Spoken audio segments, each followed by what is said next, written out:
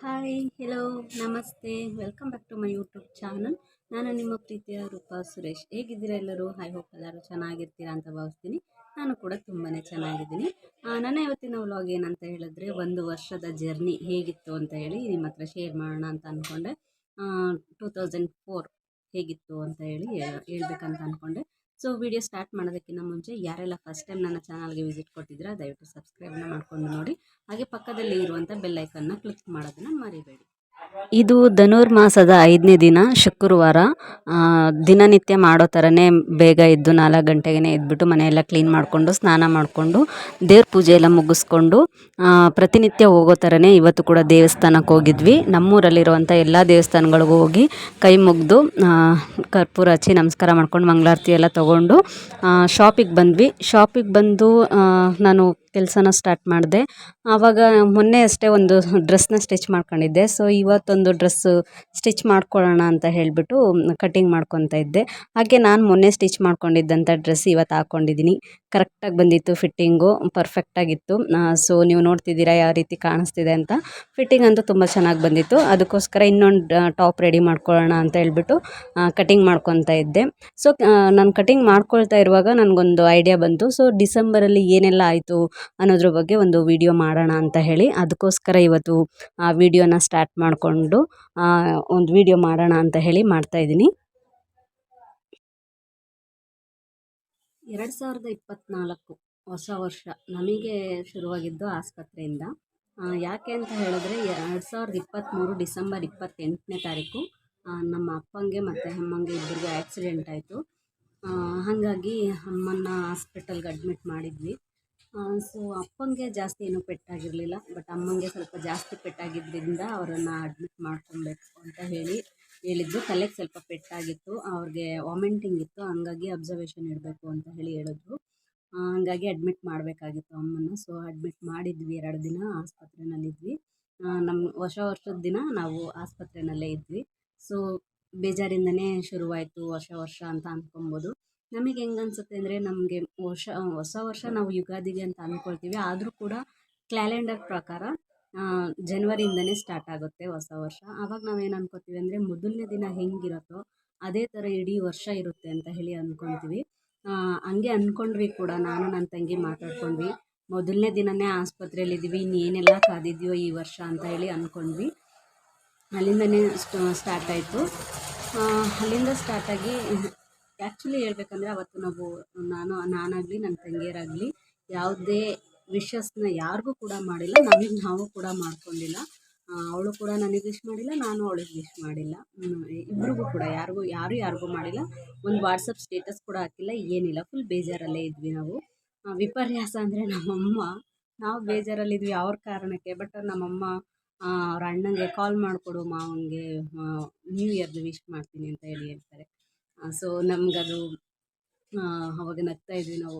So ನಮ್ಮ ಅಷ್ಟು positive ಆಗಿ ತೊಗೊಂಡಿದ್ರು. ಬಟ್ ನಮಗೆಲ್ಲ ಬೇಜಾರಾಗಿತ್ತು, ನಾವು ಯಾರಿಗೂ ವಿಶ್ ಮಾಡಿಲ್ಲ. ಅದೇ ಎದುರುಗಡೆ ಇದ್ದರೂ ಕೂಡ ನನ್ನ ತಂಗಿಯರು ಕೂಡ ನಾನು ವಿಶ್ ಮಾಡಿಲ್ಲ, ಅವರು ಕೂಡ ನನಗೆ ವಿಶ್ ಮಾಡಿಲ್ಲ. ಆ ರೀತಿ ಆಯಿತು. ಸೊ ಹೊಸ ವರ್ಷ ನಮಗೆ ಆಸ್ಪತ್ರೆಯಿಂದ ಶುರುವಾಯಿತು, ಬೇಜಾರಿಂದನೇ ಶುರುವಾಯಿತು. ಅವತ್ತು ನಾವು ಒಂದು ಸ್ನಾನ ಪೂಜೆ ಕೂಡ ಮಾಡಿರಲಿಲ್ಲ. ಸೊ 2ನೇ ತಾರೀಕು ಡಿಸ್ಚಾರ್ಜ್ ಆಗಿತ್ತು ಅಮ್ಮಂದು. ಸೊ ಅಲ್ಲಿಂದ ಸ್ವಲ್ಪ ಬೇಜಾರಲ್ಲೇ ಇದ್ವಿ. ಒಂದು 15 ದಿವಸ ಬೇಜಾರಲ್ಲೇ ಕಳೆದ್ವಿ. ಅಮ್ಮಂಗೆ ಎದ್ದು ಓಡಾಡೋಕ್ಕಾಗ್ತಾ ಇರಲಿಲ್ಲ, ತಲೆಗೆ ಸ್ವಲ್ಪ ಪೆಟ್ಟಾಗಿತ್ತು. ಹಾಗಾಗಿ 15 ದಿವಸ ಬೇಜಾರಲ್ಲೇ ಹೋಯಿತು. ಅದಾಗಿದ್ಮೇಲೆ ಜನವರಿ 16ನೇ ತಾರೀಕು ನಮ್ಮ ಮನೆಯಲ್ಲಿ ಒಂದು ಖುಷಿ ವಿಚಾರ ನಡೀತು. ಅದೇನಂತ ಹೇಳಿದ್ರೆ, ನನ್ನ ತಂಗಿಗೆ ಡೆಲಿವರಿ ಆಗಿದ್ದು. 15ನೇ ತಾರೀಕು ಸಂಕ್ರಾಂತಿ ಇತ್ತು. 16ನೇ ತಾರೀಕು ಬೆಳಗ್ಗೆನೇ ನನ್ನ ತಂಗಿಗೆ ಡೆಲಿವರಿ ಆಯಿತು. ನನ್ನ ತಂಗಿ ಹಸ್ಬೆಂಡ್ ಫೋನ್ ಮಾಡಿ ಹೇಳಿದ್ರು, ಅಕ್ಕ ಹೆಣ್ಪಪ್ಪು ಡೆಲಿವರಿ ಆಯಿತು ಅಂತ ಹೇಳ್ಬಿಟ್ಟು. ಸೊ ಫುಲ್ ಖುಷಿ ಆಯಿತು. ಎಲ್ಲರೂ ಸಖತ್ತು ಖುಷಿಪಟ್ವಿ, ಎಲ್ಲರೂ ಎಂಜಾಯ್ ಮಾಡಿದ್ವಿ ಆ ದಿನಾನ. ಸೊ ನಮ್ಮ ಮನೆಗೆ ಹೆಣ್ಮಗು ಹುಟ್ಟಿದ್ದು ತುಂಬಾ ಖುಷಿ. ನಮಗಂತೂ ಹೇಳ್ಕೊಳಕ್ಕಾಗದೇ ಇರೋಷ್ಟು ಸಂಭ್ರಮ ಅವತ್ತಿತ್ತು ಅಂತ ಹೇಳ್ಬೋದು. 16ನೇ ತಾರೀಕು ನಮ್ಮ ಬದುಕಲ್ಲಿ ಬದಲಾದ ಒಂದು ದಿನ ಅಂತ ಹೇಳ್ಬೋದು. ಜನವರಿ 16 ನಾವು ತುಂಬ ಎಕ್ಸ್ಪೆಕ್ಟ್ ಮಾಡಿದ್ದಂಥ ಒಂದು ದಿನ ಅಂತ ಹೇಳ್ಬೋದು. ಸೊ ಎಲ್ಲರಿಗೂ ಖುಷಿ ಇತ್ತು. 16ನೇ ತಾರೀಕು ಡೆಲಿವರಿ ಆಯಿತು. 3 ದಿನ ಹಾಸ್ಪಿಟಲಲ್ಲಿದ್ಲು. 19ನೇ ತಾರೀಕು ಅವಳು ಮನೆಗೆ ಬಂದಿದ್ದು. ಸೊ ಅವಳು ಮನೆಗೆ ಬಂದಿದ್ದ ದಿವಸ ಫುಲ್ಲು ಖುಷಿ ಇತ್ತು. ಅವತ್ತು ಮನೆಯೆಲ್ಲ ಡೆಕೋರೇಟ್ ಮಾಡಿ, ಮೊದಲೇ ಹೆಜ್ಜೆ ಅದು ಫೋಟೋ ಶೂಟ್ ಎಲ್ಲ ಅಂದರೆ ನಾವೇ ನಮಗೋಸ್ಕರ ಮಾಡ್ಕೊಂಡಿದ್ದು. ಮೊಬೈಲಲ್ಲೇ ಒಂದು ಫೋಟೋ ಶೂಟ್ ಎಲ್ಲ ಮಾಡಿ ತುಂಬಾ ಸಂಭ್ರಮ ಪಟ್ವಿ. ಅದ್ರದ್ದು ಒಂದು ವೀಡಿಯೋ ಕೂಡ ನಾನು ಅಪ್ಲೋಡ್ ಮಾಡಿದ್ದೀನಿ ನನ್ನ ಚಾನಲ್ನಲ್ಲಿ, ಪುಟಾಣಿ ಮನೆಗೆ ಬಂದು ಅಂತೇಳಿ. ಅಕಸ್ಮಾತ್ ನೀವೇನಾದರೂ ನೋಡಿಲ್ಲ ಅಂತ ಹೇಳಿದ್ರೆ ನನ್ನ ಚಾನಲ್ನ ಚೆಕ್ ಮಾಡಿದ್ರೆ ನಿಮಗೆ ವೀಡಿಯೋ ಸಿಗುತ್ತೆ. ಒಂದು ಸಲ ಚೆಕ್ ಮಾಡಿ. ಆಗಿದ್ಮೇಲೆ ಇನ್ನು ನಾರ್ಮಲಾಗಿ ಹಬ್ಬಗಳಿರುತ್ತೆ, ಜಾತ್ರೆ ಇರುತ್ತೆ ನಮ್ಮೂರಲ್ಲಿ ಫೆಬ್ರವರಿಗೆ, ನನ್ನ ಹಸ್ಬೆಂಡ್ ಮನೇಲೂ ಅಮ್ಮನ ಮನೇಲೂ. ಆ ಟೈಮಲ್ಲಿ ಇನ್ನೊಂದು ಖುಷಿ ವಿಚಾರ ನಡೀತು. ಏನು ಅಂತ ಹೇಳಿದ್ರೆ, ನನ್ನ ಮೈದುನನಿಗೆ ಹುಡುಗಿ ಮನೆಯವರು ಮನೆಗೆ ಬನ್ನಿ ಅಂತ ಹೇಳಿ ಕರೆದಿದ್ರು. ಸೊ ಅದೊಂದು ಖುಷಿ ವಿಚಾರ. ಅಂದರೆ ನನ್ನ ಮೈದುನನ ಮದುವೆ ನಮಗೆ ಮೋಸ್ಟ್ ಇಂಪಾರ್ಟೆಂಟ್ ಆಗಿತ್ತು. ಸೊ ಅದ್ರ ವಿಚಾರ ಮಾತಾಡೋದಿತ್ತು. ಹಾಗಾಗಿ ಫೆಬ್ರವರಿ ತಿಂಗಳಲ್ಲಿ ಅವರು ಮಾತುಕತೆಗೆ ಬನ್ನಿ ಅಂತ ಹೇಳಿ ಕರೆದ್ರು. ಅದೊಂದು ಖುಷಿ ವಿಚಾರ ನಡೀತು ಫೆಬ್ರವರಿನಲ್ಲಿ. ಮದುವೆ ಮಾತುಕತೆ ಎಲ್ಲ ಆಯಿತು. ಮಾರ್ಚ್ ತಿಂಗಳಲ್ಲಿ ನಮ್ಮ ಮನೆಯಲ್ಲಿ ಪೂಜೆ ಕೂಡ ಇಟ್ಕೊಂಡಿದ್ವಿ ದೇವ್ರದ್ದು. ನಮ್ಮ ಮೈದುನನ ಮದುವೆ ಸ್ಟಾರ್ಟ್ ಆಗಿದ್ದರಿಂದ ಪೂಜೆ ಇಟ್ಕೊಂಡಿದ್ವಿ. ಅದು ಪೂಜೆದು ಕೂಡ ನಾನು ವೀಡಿಯೋನ ಅಪ್ಲೋಡ್ ಮಾಡಿದ್ದೀನಿ. ಹಾಗೆ ಆ ಸಲ ನಮ್ಮ ಮನೆಯವರು ನಾಟಕಕ್ಕೆ ಕೂಡ ಸೇರಿಕೊಂಡಿದ್ರು. ಅದೇ ದಿನ ಪೂಜೆನೂ ಒಂದೇ ದಿವಸ ಇತ್ತು, ನಾಟಕನೂ ಕೂಡ ಅದೇ ದಿನ ಇತ್ತು. ಅದೊಂದು ಖುಷಿ ವಿಚಾರ ಅಂತ ಹೇಳ್ಬೋದು. ನಮ್ಮ ಮನೆಯವ್ರು ನಾಟಕ ಮಾಡೋದು ನಾನು ಯಾವತ್ತೂ ನೋಡಿರಲಿಲ್ಲ. For the first time March ತಿಂಗಳಲ್ಲಿ ಅದು ಆಯಿತು. ನಮ್ಮ ಮನೆಯಿಂದನೇ 3 ಜನ ನಾಟಕಕ್ಕೆ ಸೇರಿಕೊಂಡಿದ್ರು. ನಮ್ಮ ಭಾವ, ನನ್ನ ಮೈದುನ ಮತ್ತು ನನ್ನ ಹಸ್ಬೆಂಡು 3 ಜನನು. ಸೊ ಅದೊಂದು ಖುಷಿ ವಿಚಾರ ನಡೀತು. ಅದಾಗಿದ್ಮೇಲೆ ಮೇ ತಿಂಗಳಲ್ಲಿ ನನ್ನ ಮೈದುನನ ಮದುವೆ. ಅದು ನಮಗೆ ತುಂಬಾ ಇಂಪಾರ್ಟೆಂಟ್ ಆಗಿದ್ದಂತಹ ಒಂದು ಏನು ದಿನ ಅಂತ ಹೇಳ್ಬೋದು, ಅಥವಾ ಕಾರ್ಯ ಅಂತ ಹೇಳ್ಬೋದು. ನಮಗೆ ತುಂಬಾ ಇಂಪಾರ್ಟೆಂಟ್ ಆಗಿತ್ತು ನನ್ನ ಮೈದುನನ ಮದುವೆ ಮಾಡೋದು. ಅಂದರೆ ನಾವು ಬೆಂಗಳೂರು ಬಿಟ್ಟು ಬಂದಿದ್ದ ಕಾರಣವೇ ಅದು. ನನ್ನ ಮೈದುನನ ಮದುವೆ ಮಾಡಬೇಕು ಅನ್ನೋ ಕಾರಣಕ್ಕೆ ನಾವು ಬೆಂಗಳೂರು ಬಿಟ್ಟು ಇಲ್ಲಿಗೆ ಬಂದಂಥದ್ದು. ಹಾಗಾಗಿ ಅವರ ಮದುವೆ ನಮಗೆ ತುಂಬ ಜವಾಬ್ದಾರಿ ಇತ್ತು. ತುಂಬಾ ಒಂದು ಸ್ಟ್ರಗಲಿಂಗ್ ಟೈಮ್ ಅದು ಅಂತ ಹೇಳಿ ಹೇಳ್ಬೋದು. ನಮ್ಮ ಮನೆಯವರಿಗೆ ಎಡ್ವೇಟ್ ಅಂತ ಹೇಳಿ ಹೇಳ್ಬೋದು. ಆ ಜವಾಬ್ದಾರಿನ ಮುಗಿಸೋ ತನಕ ಅವರು ಪಟ್ಟಿದ್ದ ಶ್ರಮ ನಾವು ತಲೆ ಕೆಡಿಸ್ಕೊಂಡಷ್ಟು ಒಂದು ರೀತಿ ಖುಷಿ, ಒಂದು ರೀತಿ ಸ್ವಲ್ಪ ಪ್ರಾಬ್ಲಮ್ ಆಯಿತು ಮದುವೆ ಟೈಮಲ್ಲಿ. ಅಂದರೆ ನಾರ್ಮಲಾಗಿ ಫೈನಾನ್ಷಿಯಲಿ ಪ್ರಾಬ್ಲಮ್ಸ್ ಇರುತ್ತಲ್ವ ಒಂದು ಮದುವೆ ಅಂತ ಅಂದ್ಕೊಂಡಾಗ. ಆ ವಿಷಯದಲ್ಲಿ ಸ್ವಲ್ಪ ಪ್ರಾಬ್ಲಮ್ ಆಯಿತು. ಬಿಟ್ಟರೆ ಇನ್ನೇನು ತೊಂದರೆ ಆಗಲಿಲ್ಲ. ಮದುವೆ ಅಂತೂ ತುಂಬಾ ಅದ್ಧೂರಿಯಾಗಾಯಿತು. ತುಂಬಾ ನಾವು ಅಂದ್ಕೊಂಡಿದ್ದಕ್ಕಿಂತ ಒಂದು ಪಟ್ಟು ಚೆನ್ನಾಗಿಯೇ ಆಯಿತು. ಸೊ ಅದೊಂದು ಖುಷಿ ವಿಚಾರ ನಡೀತು. ಮದುವೆ ಆಗಿದ್ದು ಹೆಂಗಾಗ್ಬಿಟ್ಟಿತ್ತು ಅವ್ರ ಮದುವೆ ಅಂತ ಹೇಳಿದ್ರೆ, ನಮಗೆ ಎಲ್ಲೇ ಹೋಗಲಿ, ಯಾವುದೇ ರಿಲೇಟಿವ್ ಮನೆಗೆ ಹೋಗಲಿ, ಯಾವುದೇ ಫಂಕ್ಷನ್ನಿಗೆ ಹೋಗಲಿ, ಎಲ್ಲರೂ ಅದೇ ಕೇಳ್ತಾಯಿದ್ರು, ಮದುವೆ ಮಾಡಲ್ವಾ, ಮದುವೆ ಮಾಡಲ್ವಾ. ಅದೊಂದು ದೊಡ್ಡ ಜವಾಬ್ದಾರಿಯಾಗಿ ಉಳ್ಕೊಂಡ್ಬಿಟ್ಟಿತ್ತು ನಮಗೆ. ಅದರಲ್ಲೂ ನಮ್ಮ ಮಾವ ತೀರ್ಕೊಂಡ್ಮೇಲಂತೂ ಅದೊಂದು ದೊಡ್ಡ ಜವಾಬ್ದಾರಿನೇ ಆಗೋಗ್ಬಿಟ್ಟಿತ್ತು. ಸೊ ಅದನ್ನು ತುಂಬಾ ಇದು ಮಾಡ್ತಾಯಿದ್ವಿ ನಾನು ನನ್ನ ಹಸ್ಬೆಂಡ್ ಇಬ್ಬರು, ಯಾವಾಗ ಮಾಡ್ತೀವಪ್ಪ ಮದುವೆ ಅಂತ. ಸೊ ಅದೊಂದು ನಡೀತು. ಮದುವೆ ಆಯಿತು. ಮೇ 16, 17ಕ್ಕೆ ಮದುವೆ ಆಯಿತು. ಮೇ 22ಕ್ಕೆ ಆರತಕ್ಷತೆ ಆಯಿತು. ಸೊ ಎರಡೂ ಕೂಡ ಚೆನ್ನಾಗೇ ಆಯಿತು. ಮದುವೆ, ಆರತಕ್ಷತೆ ಎಲ್ಲ ಕೂಡ ಚೆನ್ನಾಗಾಯಿತು. ಸೊ ಅದೊಂದು ಖುಷಿ ವಿಚಾರ. ಗಂಡ ಹೆಂಡತಿ ಇಬ್ಬರು ಚೆನ್ನಾಗಿದ್ದಾರೆ ಇವಾಗ. ಸೊ ಅದೊಂದು ಖುಷಿ ವಿಚಾರ ಆಯಿತು ಮೇ ತಿಂಗಳಲ್ಲಿ. ಮೇ ತಿಂಗಳಲ್ಲಿ ಖುಷಿ ಪಟ್ವಿ, ಎಂಜಾಯ್ ಮಾಡಿದ್ವಿ ಅಂತ. ಏನೋ ನನ್ನ ಬದುಕಲ್ಲಿ ಒಂದಿಷ್ಟು ಬದಲಾವಣೆ ಬರ್ತಾ ಇದೆಯಪ್ಪ ಅಂತ ಅಂದಾಗ, ಮತ್ತು ಇನ್ನೊಂದು ಆಘಾತ ಅಂತ ಅನ್ನೋಕ್ಕಾಗಲ್ಲ, ಸ್ವಲ್ಪ ಬೇಜಾರಿನ ವಿಷಯ ಅಂದರೆ ಮತ್ತೆ ಅಮ್ಮಂಗೆ ಹುಷಾರು ತಪ್ಪಿದ್ರು. ಅಮ್ಮನ ಆಲ್ಮೋಸ್ಟ್ ನಾವು ಕೇರ್ ಮಾಡ್ತೀವಿ, ತುಂಬ ಕೇರ್ ಮಾಡ್ತೀವಿ. ನನ್ನ ತಂಗಿರಾಗಲಿ ನಾನಾಗಲಿ ತುಂಬ ಕೇರ್ ಮಾಡ್ತೀವಿ, ಅವರು ಹುಷಾರು ತಪ್ಪಬಾರ್ದು ಅನ್ನೋ ಕಾರಣಕ್ಕೆ. ಆದರೂ ಕೂಡ ಹುಷಾರು ತಪ್ಪಿದ್ರು. ನನ್ನ ಮೈದುನನ ಮದುವೆ ಆಗಿ ಒಂದು ತಿಂಗಳಾಗಿತ್ತು ಅಷ್ಟೇ. ನಾನು ಆ್ಯಕ್ಚುಲಿ ಮದುವೆಗೆಲ್ಲ ಓಡಾಡಿ ಸ್ಟ್ರೈನ್ ಆಗಿದೆ, ಹೋಗಿ 1-2 ದಿನ ರೆಸ್ಟ್ ಮಾಡ್ಕೊಂಬರೋಣ ಅಂತ ಅಂದ್ಕೊಂಡಿದ್ದೆ. ಅಷ್ಟರಲ್ಲಿ ಅಮ್ಮಂಗೆ ಹುಷಾರು ತಪ್ಪಿತು. ಒಂದು ಸಣ್ಣ ಗಾಯ ಥರ ಬಂದಿದ್ದು ಅಷ್ಟೇ. ಏನೋ ಸಣ್ಣದು ಬಿಡು, ವಾಸಿ ಆಗ್ತಾರೆ ಅಂತ ಅಂದ್ಕೊಂಡ್ವಿ. ಬಟ್ ಅವ್ರಿಗೆ ತುಂಬಾ ಅದು ಕಷ್ಟ ಆಯಿತು, ತುಂಬಾ ನೋವಾಯಿತು. ಅವರು ಇವಾಗಲೂ ಕೂಡ ಎದ್ದು ಓಡಾಡೋಕ್ಕಾಗಲ್ಲ.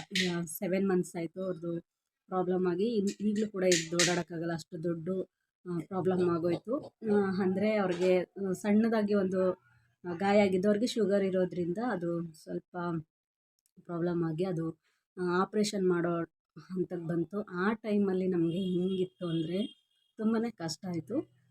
ನನ್ನ ತಂಗಿಯರು, ನಾನು, ಅಪ್ಪ, ಅಮ್ಮ ಎಲ್ಲರೂ ತುಂಬ ಕಷ್ಟಪಟ್ವಿ. ಆ ಟೈಮಲ್ಲಿ ನಮಗೊಂದು ರಿಯಲೈಸ್ ಆಗಿದ್ದು ಅಂದರೆ,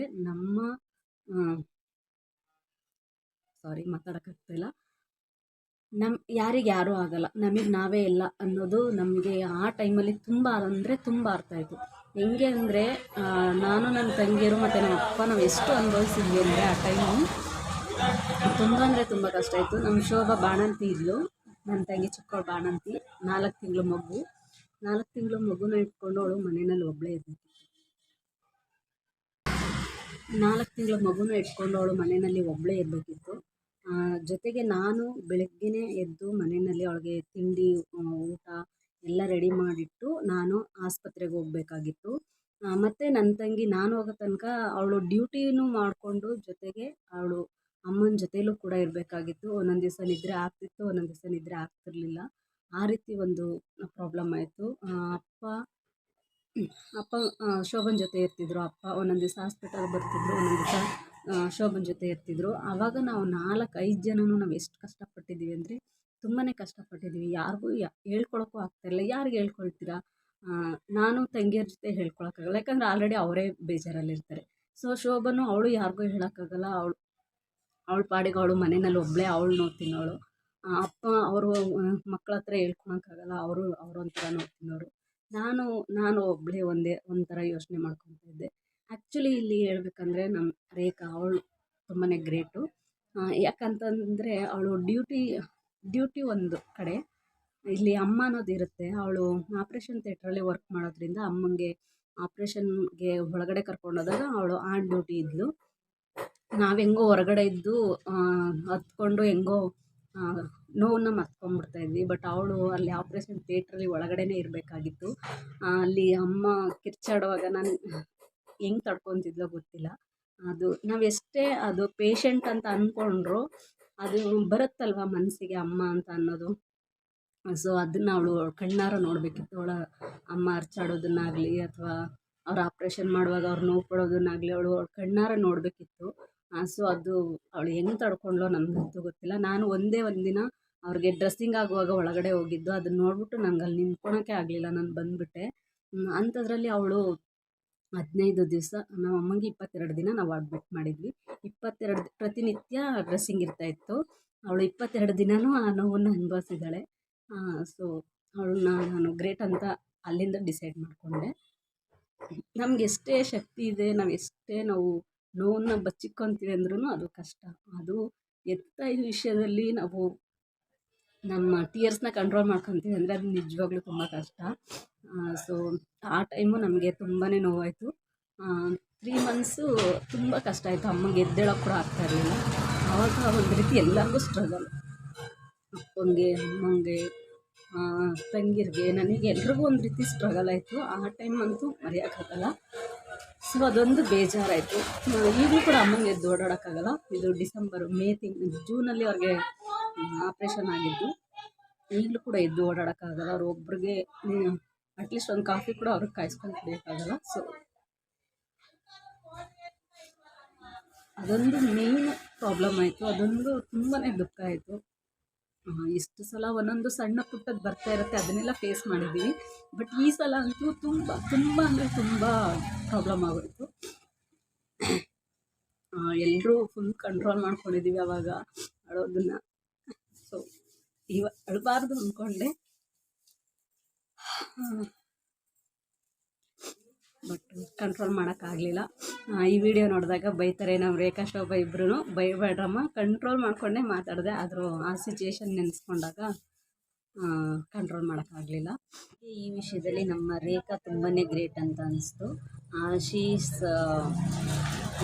ಹ್ಯಾಂಡಲ್ ಎವ್ರಿಥಿಂಗ್, ಅಂದರೆ ಫೈನಾನ್ಷಿಯಲಿ ಆಗಿರ್ಬೋದು, ಮೆಂಟಲಿ ಆಗಿರ್ಬೋದು, ಫಿಸಿಕಲಿ ಆಗಿರ್ಬೋದು, ಎಲ್ಲದನ್ನೂ ಕೂಡ ಮೇಂಟೈನ್ ಮಾಡಿದ್ಲು. ತುಂಬಾ ಚೆನ್ನಾಗಿ ನಿಭಾಯಿಸಿದ್ಲು ಅಂತ ಹೇಳ್ಬೋದು. ಅವ್ಳಿಗೆ ಎಷ್ಟು ಸ್ಟ್ರೆಸ್ ಇತ್ತು ಅಂದರೆ ಅವಳು ನಮ್ಮ ಹತ್ರನೂ ಕೂಡ ಹೇಳ್ಕೊಳ್ತಾ ಇರಲಿಲ್ಲ ನಮಗೆ ಏನಾಗ್ತಿದೆ ಅಂತ ಅನ್ನೋದನ್ನ. ಯಾಕಂದರೆ ಎಲ್ಲರೂ ನೋವಲ್ಲಿದ್ವಿ, ಯಾರು ಶೇರ್ ಮಾಡ್ಕೊಳಕ್ಕಾಗಲ್ಲ. ಸೊ ಎಲ್ಲದನ್ನು ಕೂಡ ಒಬ್ಬಳೇ ನಿಭಾಯಿಸಿದ್ಲು ಅಂತಲೇ ಹೇಳ್ತೀನಿ ನಾನು. ಅವಳಿಗೆ ಕೆಲಸದ ಟೆನ್ಷನ್ನು, ಜೊತೆಗೆ ಅಮ್ಮಂಗೆ ಹೀಗಾಗಿದೆ ಅನ್ನೋ ಟೆನ್ಷನ್ನು, ಮತ್ತು ಫೈನಾನ್ಷಿಯಲಿ ಯಾವ ರೀತಿ ರೆಡಿ ಮಾಡ್ಕೊಬೇಕು ಅನ್ನೋ ಟೆನ್ಷನ್ನು, ಎಲ್ಲದನ್ನು ಕೂಡ ತುಂಬ ಚೆನ್ನಾಗಿ ನಿಭಾಯಿಸಿದ್ಲು. ಸೊ ನನಗೆ ಅವಳು ಗ್ರೇಟ್ ಅಂತ ಅನ್ನಿಸ್ತು. ನಾನಾಗಿದ್ದರೆ ನಿಜವಾಗ್ಲೂ ಯಾವುದನ್ನು ನಿಭಾಯಿಸೋಕ್ಕಾಗ್ತಿರಲಿಲ್ಲ, ಕುಗ್ಗೋಗ್ಬಿಟ್ಟಿರ್ತಿದ್ದೆ. ಸೊ ಅವಳು ಎಲ್ಲನೂ ನಗ್ನಗ್ತಾನೆ ನಮ್ಮ ನೋವನ್ನು ಕೂಡ ಮುಖದಲ್ಲಿ ತೋರಿಸ್ಕೊಳ್ದೇ ಇರೋ ಥರ ನಿಭಾಯಿಸಿದ್ಲು. ಅದು ನನಗೆ ತುಂಬ ಖುಷಿಯಾಯಿತು. ಅವಳಿಗೆ ಒಬ್ಬಳಿಗೆ ನೋವು ಅಂತಲೇ ಎಲ್ರಿಗೂ ನೋವಿತ್ತು. ಶೋಭಂಗೆ ಒಂದು ರೀತಿ ಸ್ಟ್ರಗಲ್ ಆಗ್ತಿತ್ತು, ನನಗೊಂದು ರೀತಿ ಸ್ಟ್ರಗಲ್ ಆಗ್ತಿತ್ತು, ಅಪ್ಪಂಗೊಂದು ರೀತಿ ಟೆನ್ಷನ್ ಆಗ್ತಿತ್ತು. ಬಟ್ ನಮ್ಮೆಲ್ಲರಿಗಿಂತ ಜಾಸ್ತಿ ಅವಳಿಗೆ ಟೆನ್ಷನ್ ಆಯಿತು ಅಂತ ನಾನು ಅಂದ್ಕೊತೀನಿ. ಸೊ ಜೂನಲ್ಲಿ ಅದೊಂದು ನಡೀತು ಇನ್ಸಿಡೆಂಟು. ಅದೆಲ್ಲ ಆಗಿದ್ಮೇಲೆ ಇನ್ನೇನು ಪ್ರಾಬ್ಲಮ್ ಆಗಿಲ್ಲ. ಇನ್ನೊಂದಷ್ಟು ಫಂಕ್ಷನ್ಗಳು ನಡೀತು. ಅಂದರೆ ನಾರ್ಮಲಿ ಹಬ್ಬಗಳೆಲ್ಲ ಬಂತು. ಹಬ್ಬ ಆದಮೇಲೆ ತೊಟ್ಲು ಶಾಸ್ತ್ರ. ನಮ್ಮ ಶೋ ಬಂದು ತೊಟ್ಲು ಶಾಸ್ತ್ರ ಇತ್ತು. ಸೊ ಅದೊಂದು ಎಂಜಾಯ್ಮೆಂಟ್ ಅಂತ ಹೇಳ್ಬೋದು. ಆವಾಗಲೂ ಕೂಡ ಸ್ವಲ್ಪ ಕಷ್ಟ ಇತ್ತು, ಯಾಕಂದರೆ ಅಮ್ಮನೇ ಮಲ್ಕೊಂಬಿಟ್ರಲ್ವಾ. ಸೊ ಅಮ್ಮ ಇಲ್ಲದೆ ನಮಗೆ ನಾವೇ ಪ್ರತಿಯೊಂದು ತಿಳ್ಕೊಂಡು ನಾವೇ ಎಲ್ಲದನ್ನು ಮ್ಯಾನೇಜ್ ಮಾಡುವಾಗ ಅವಾಗ ಸ್ವಲ್ಪ ಕಷ್ಟ ಆಯಿತು. ಬಟ್ ಫಂಕ್ಷನ್ ದಿನ ತುಂಬಾ ಎಂಜಾಯ್ ಮಾಡಿದ್ವಿ, ತುಂಬ ಖುಷಿಪಟ್ವಿ. ಪಾಪುಗೆ ಧ್ವನಿ ಪ್ರಕಾಶ್ ಅಂತ ಹೇಳಿ ಹೆಸರಿಟ್ವಿ. ತುಂಬಾ ಚೆನ್ನಾಗಿತ್ತು ಅದೊಂದು ಫಂಕ್ಷನ್ನು. ನಾವು ಜವಾಬ್ದಾರಿ ತಗೊಂಡು, ನನ್ನ ತಂಗಿ ಫುಲ್ಲು ಜವಾಬ್ದಾರಿನ ತಗೊಂಡು ಎಲ್ಲ ನಿಭಾಯಿಸಿದ್ಲು. ಅದೊಂದು ಖುಷಿ ವಿಚಾರ. ನಾಮಕರಣ ಮಾಡಿದ್ದು, ತೊಟ್ಲು ಶಾಸ್ತ್ರ ಮಾಡಿದ್ದು. ಸೊ ಅದೆಲ್ಲ ಆಗಿದ್ಮೇಲೆ ನನ್ನ ಸಿಸ್ಟರ್ದು ಸೀಮಂತ ಶಾಸ್ತ್ರ ಆಯಿತು. ನಮ್ಮ ಅತ್ತಿಗೆ ಮಗಳು ಸೊಸೆಗೆ ತೊಟ್ಲು ಶಾಸ್ತ್ರ ಆಯಿತು. ಅದಾಗಿದ್ಮೇಲೆ ನಮ್ಮ ಅತ್ತಿಗೆ ಮಗಳ ಮದುವೆ ಆಯಿತು. ಹ್ಯಾಪಿನೆಸ್ ಕೂಡ ಆಗಿತ್ತು ಒಂದಷ್ಟು. ಸೊ ನನ್ನ ತಂಗಿ ಮಗನ ಬರ್ತ್ಡೇ ಪಾರ್ಟಿಗೆ ಅಂತ ಹೇಳ್ಬಿಟ್ಟು ಬೆಂಗ್ಳೂರಿಗೆ ಹೋಗಿದ್ವಿ. ಸೊ ಇದೆಲ್ಲ ನಡೀತು. ತುಂಬಾ ಕಂಟ್ರೋಲ್ ಮಾಡಿದೆ ಅಳಬಾರ್ದು ಅಂತ ಹೇಳಿ, ಆದರೂ ಕಂಟ್ರೋಲ್ ಮಾಡೋಕ್ಕಾಗಲಿಲ್ಲ. ಹಾಗಾಗಿ ಹತ್ತಿದ್ದೀನಿ. 2 ಸಲ ವೀಡಿಯೋನ ಮಾಡಿದೆ, ಆದರೂ ಕೂಡ ಅದು ಕಂಟ್ರೋಲ್ ಆಗಲಿಲ್ಲ. ಆ ವಿಷಯ ಬಂದಾಗಲೇ ಒಂಥರ ದುಃಖ ಬಂದ್ಬಿಡ್ತು ಒಳಗಡೆಯಿಂದ. ಹಾಗಾಗಿ ಸ್ವಲ್ಪ ಬೇಜಾರಲ್ಲಿ ಮಾತಾಡ್ಬಿಟ್ಟಿದ್ದೀನಿ, ಬೇಜಾರು ಮಾಡ್ಕೊಬೇಡಿ. ಹೀಗೆ ಒಂದಷ್ಟು ಫಂಕ್ಷನ್ಗಳು, ಸೀಮಂತ ಶಾಸ್ತ್ರ ಅಂತೆ, ತೊಟ್ಲು ಶಾಸ್ತ್ರ ಅಂತೆ, ಎಂಗೇಜ್ಮೆಂಟ್ ಅಂತೆ, ಮದುವೆ ಅಂತೆ ಅಂತ ಅಂದ್ಕೊಂಡು ತುಂಬಾ ಫಂಕ್ಷನ್ಸ್ಗಳಿತ್ತು. ಅದ್ರ ಜೊತೆಗೆ ನಮ್ಮಮ್ಮಂದು ಒಂದು ಹೆಲ್ತ್ ಇಶ್ಯೂಸಿಂದ ಹಾಸ್ಪಿಟಲ್ ಕೂಡ ಒಂದಷ್ಟು ಓಡಾಡಬೇಕಿತ್ತು. ಸೊ ಇದಿಷ್ಟು ನಡೀತು ಅಂತ ಹೇಳಿ ಹೇಳ್ಬೋದು. ಸೊ ಇಷ್ಟೆಲ್ಲ ನಡೀತು. ಖುಷಿ, ದುಃಖ ಎಲ್ಲವೂ ಇತ್ತು. ಎರಡೂ ಕೂಡ ನಾನು ತಮ್ಲೈನಲ್ಲಿ ಹೇಳಿರೋ ಹಂಗೆ 50-50 ಆಗಿತ್ತು. 50% ಖುಷಿ ಇತ್ತು, 50% ಬೇಜಾರಿತ್ತು.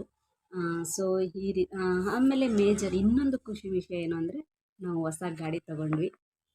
ಹೊಸ ಗಾಡಿ ತೊಗೊಂಡಿದ್ದು ತುಂಬಾ ಖುಷಿ ವಿಚಾರ. ಯಾಕಂದರೆ ತುಂಬ ದಿನದಿಂದ ಆಸೆ ಇಟ್ಕೊಂಡಿದ್ವಿ ನಾವು ಶೋರೂಮ್ ಗಾಡಿ ತೊಗೋಬೇಕಂದ್ರೆ. ಲಾಸ್ಟ್ ಟೈಮು ಸೆಕೆಂಡ್ ಹ್ಯಾಂಡ್ ತೊಗೊಂಡಿದ್ದು, ಅದು ಸ್ವಲ್ಪ ಪ್ರಾಬ್ಲಮ್ ಆಗಿತ್ತು ಅಂತ ಹೇಳ್ಬಿಟ್ಟು ಈ ಸಲ ಏನಾದರೂ ಆಗಲಿ ನಾವು ಶೋರೂಮ್ ಗಾಡಿನೇ ತೊಗೊಬೇಕು ಅಂತ ಹೇಳಿ ತೊಗೊಂಡಿದ್ದು. ಗಾಡಿ ತೊಗೊಂಡಿದ್ದಂತೂ ತುಂಬಾ ಖುಷಿ. ನಮ್ಮ ಮನೆಯವ್ರಿಗೂ ತುಂಬ ಖುಷಿ, ನನಗೂ ಕೂಡ ಖುಷಿಯಾಗಿದೆ. ಆ ವಿಚಾರ ಅಂತೂ ತುಂಬಾ ಖುಷಿ ಆಯಿತು. ಅವರು ತುಂಬ ದಿವ್ಸಗಳಿಂದ ಕನಸಿಟ್ಕೊಂಡಿದ್ರು, ನಾನು ಬೈಕ್ ತೊಗೊಬೇಕು ಅಂತ. ಸೊ ಅದೊಂದು ಅವ್ರ ಆಸೆ ಈಡೇರಿತು. ಸೊ ಇದಿಷ್ಟು ನಡೀತು. ಹೆಂಗೋ ಜೀವನ ನಡೀತಾ ಇದೆ, ಕಳ್ಕೊಂಡು ಹೋಗ್ತಾ ಇದ್ದೀವಿ. ಇದಿಷ್ಟು ಈ ವರ್ಷ ನಡೆದಂತಹ ನನ್ನ ಜೀವನದ ಸುಖ ದುಃಖಗಳು. ನನ್ನ ತಮ್ಲೈನಲ್ಲಿ ಹೇಳಿರೋ ಹಂಗೆ 50-50 ಎರಡೂ ಕೂಡ. ಸೊ ಸುಖನೂ 50%, ದುಃಖನೂ 50% ಇದೆ. ಸೊ ಎರಡನ್ನೂ ಕೂಡ ಮ್ಯಾನೇಜ್ ಮಾಡ್ಕೊತ ಜೀವನನ ಸಾಗಿಸ್ತಾ ಇದ್ದೀವಿ. ಸೊ ಈ ವರ್ಷ ಏನೆಲ್ಲ ಇರುತ್ತೆ ನೋಡೋಣ. ಅದನ್ನು ಕೂಡ ನಿಮ್ಮ ಹತ್ರ ನೆಕ್ಸ್ಟ್ ಇಯರ್ ಬರುವಾಗ ಶೇರ್ ಮಾಡ್ಕೊತೀನಿ.